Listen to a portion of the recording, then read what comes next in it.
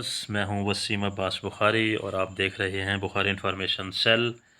आज हम आप लोगों के लिए एक हैरान कुन रेमेडी लाए हैं। आप एक हफ़्ते में सिर्फ 2 मरतबा इस्तेमाल करके 100% रिज़ल्ट हासिल करें कि मौसमी सूरत हाल की वजह से या बहुत ज़्यादा काम काज करने की वजह से या वज़न ज़्यादा होने की वजह से हमारी एड़ियाँ फट जाती हैं, एड़ियाँ बिल्कुल सख्त हो जाती हैं, चलने में भी दुश्वारी होती है। तो उसके लिए हम एक रेमेडी लाए हैं।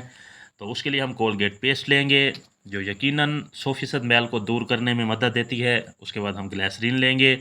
ग्लिसरीन सिल्क की शाइनिंग लाती है, इसका इस्तेमाल बहुत अच्छा होता है जिल्द के लिए। उसके बाद हम बेकिंग सोडा, मीठा सोडा लाएंगे जो हमारा फटा हुआपन दूर करके नरमी पैदा करता है।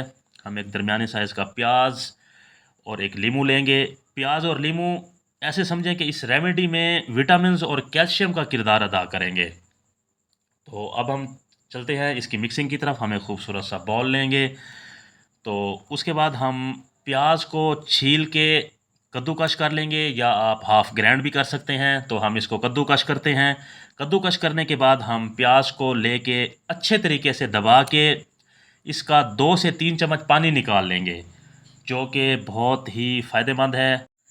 प्याज का पानी जिल्द पर इस्तेमाल करने से हमेशा जिल्द को तरोताज़ा रखता है, या ख़ास तौर पे पाँव में सॉक्स वगैरह या बूट पहनने से जो स्मेल हो जाती है पाँव का पानी, उस चीज़ को भी बिल्कुल ख़त्म कर देता है। तो उसके बाद हम लीमू की तरफ आते हैं।